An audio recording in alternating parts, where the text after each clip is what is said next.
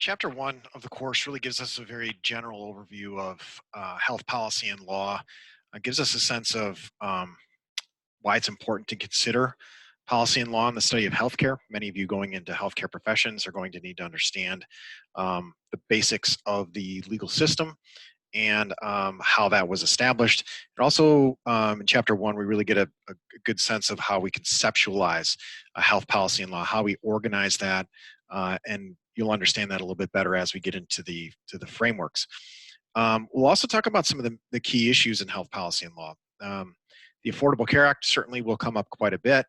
Um, Clearly, what is happening with COVID-19, that is going to be a big topic of conversation in many of these recorded lectures I'm going to provide.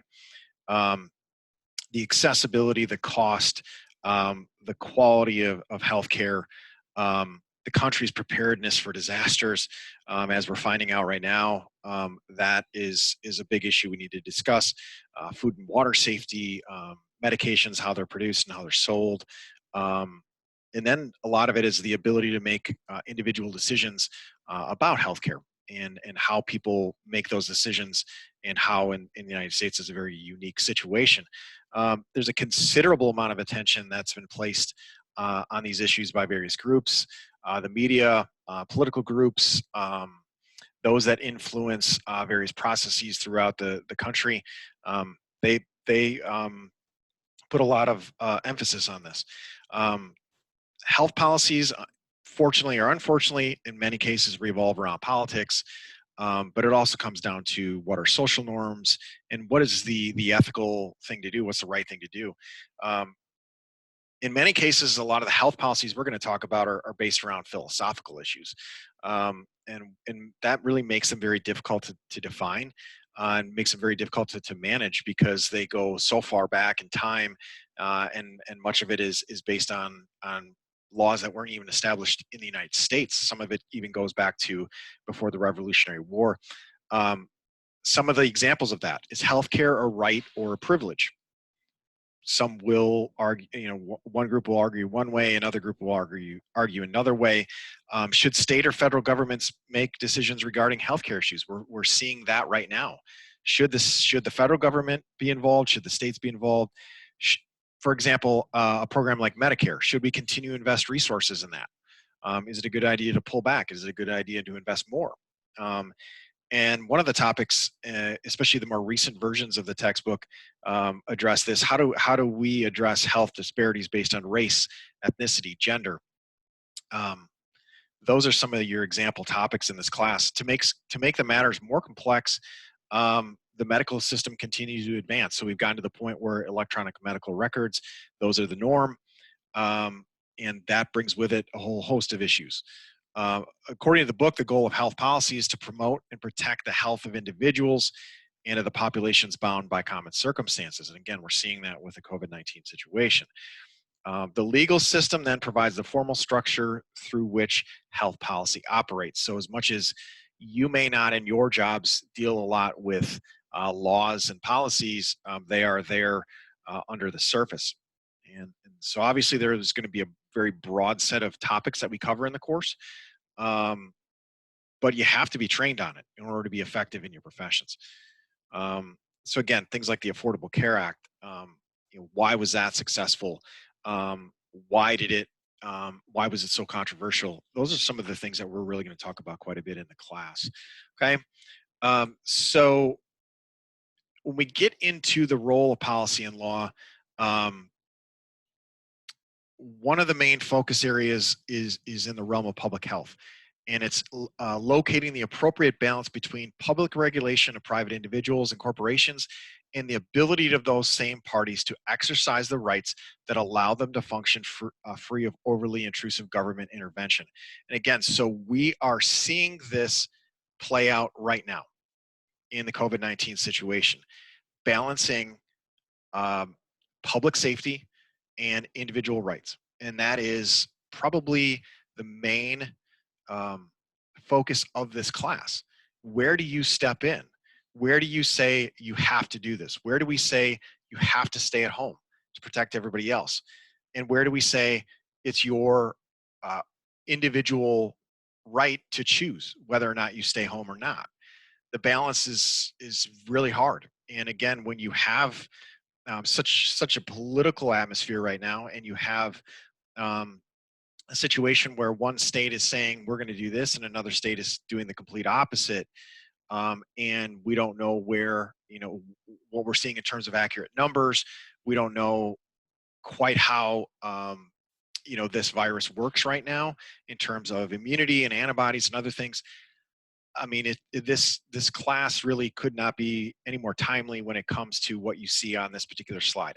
How do we balance individual rights and public safety? Okay, so um, when it comes to um, the federal government and state governments, this is where we really differ from other countries. Um, Legal principles that were established really centuries ago are still the foundation of our healthcare system. And so things that go back to the 1600s still provide the basis of how we make our decisions. This happens at the federal and state level. Um, and in reality, all individual, group, and any kind of establishment laws, those also fall under this particular umbrella. And so when it comes to things like advertising and marketing of health services and products, we tend to be a little bit different than in other countries. You can have pharmaceutical advertisements on television in the United States, but you can't have tobacco ads. In other countries, it's different. In terms of the way healthcare contracts work, in terms of employment issues and patents and taxation, the United States has their own way of doing everything.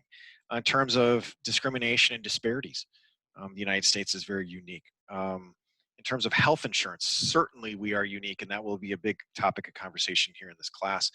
Um, on page 4 of the text, okay, so we just talked about the structure and organization in terms of delivery and financing. So you get that sense. But according to the book, page 4, policy and law heavily influence the way in which healthcare is accessed, medicine is practiced, treatments are paid for, and much more. Okay, so every aspect of the healthcare system, as we mentioned, is impacted by laws. Okay, in some cases, the laws don't seem to represent the best interests of the people. Okay, so it seems as though some laws tend to benefit um, private for profit groups over the community. And so the ability for corporations to profit in a capitalist environment sometimes takes precedent over people. So the example again is the pharmaceutical advertisements. Um, Individuals probably don't have enough information to be able to watch a pharmaceutical ad and go in and ask their doctor about taking that drug. Yet those advertisements are on television because it's a capitalist economy. And so to be able to sell those products, they have to be able to do a direct to consumer advertising. And so there's a conflict of interest there. We end up in situations where it comes back to a political argument: big government versus small government. um, More the Democratic, liberal leaning side of the aisle would be in favor of Medicare, Medicaid, the Affordable Care Act uh, in general, whereas you have pushback on the other side of the aisle saying we need to stay out of healthcare and we need to allow the private market to determine that. Okay. Um, Balance is addressed through two competing types of policies and laws, and this is created through something we'll talk about later on, which is called police powers.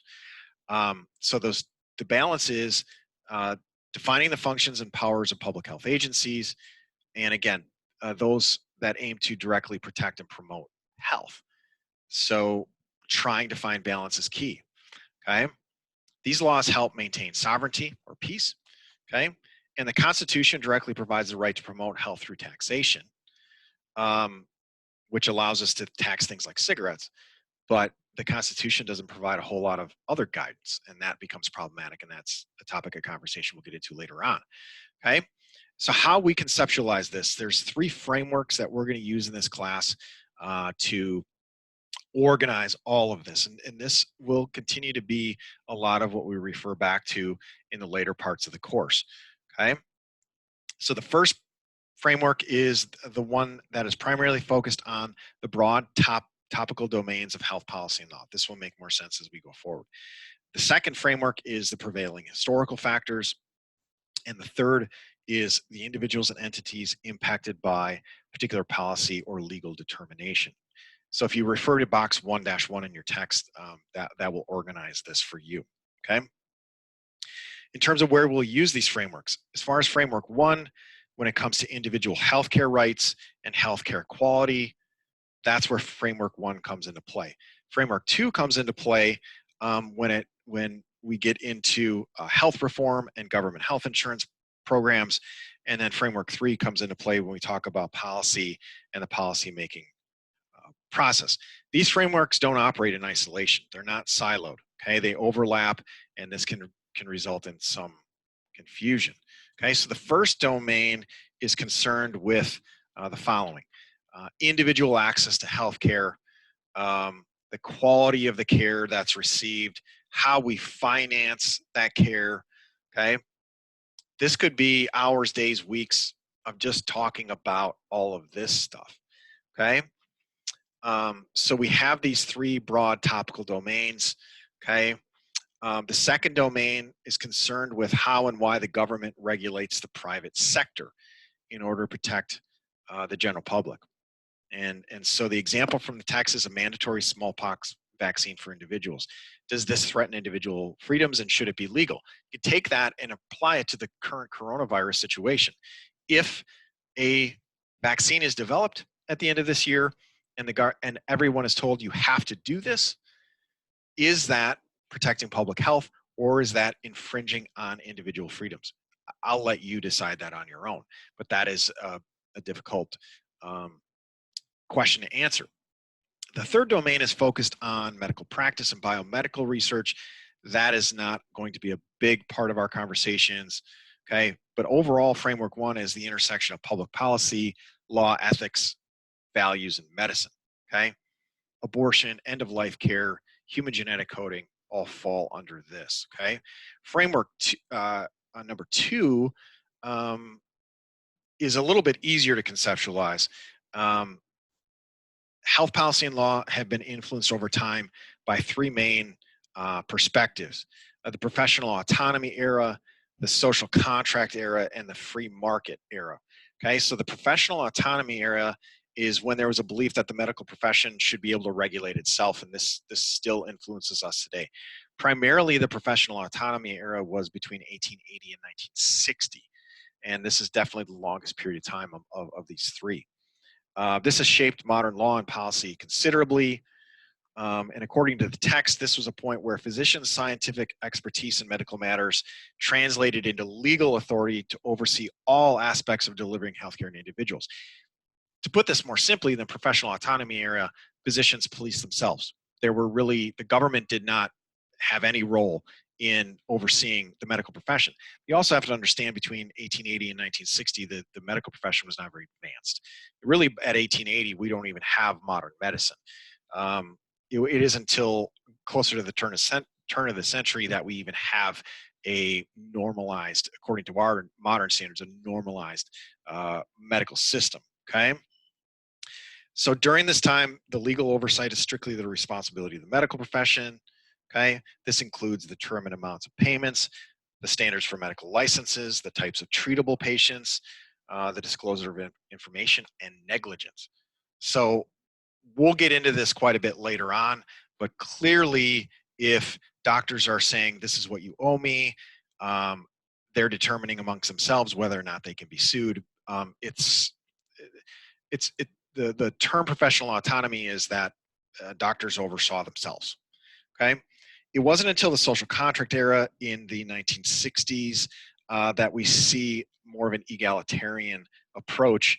And again, this is where we see the civil rights movement. We see a lot of social progress happening. And this is where there's a shift, okay, where a physician autonomy is considered dangerous, and where we see a lot more social contracts in order to create some level of control over the medical profession, okay? And physicians become one of many stakeholders in the social contract era between 1960 into the 1980s. So during this time period, the following was enhanced. Access to healthcare. So during the 1960s, Medicare and Medicaid were passed, and a lot more people had access to health insurance. And also we see a lot of anti-discrimination laws passed in 1964. And so the social contract era allowed for a little bit more regulation, and it allowed for a lot more access.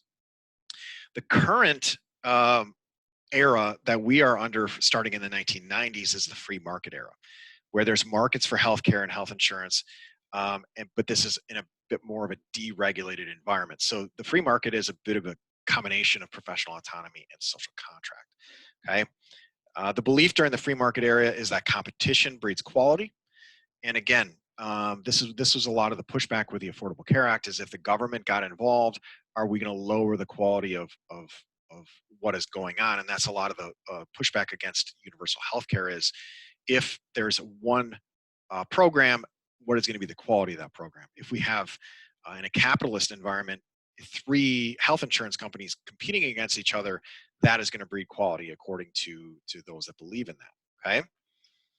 Uh, Physician autonomy is still looked at skeptically in the free market era, um, but overall, the free market argues that both professional autonomy, um, in terms of things like increased prices and social contract, in terms of unnecessary care, there needs to be a balance.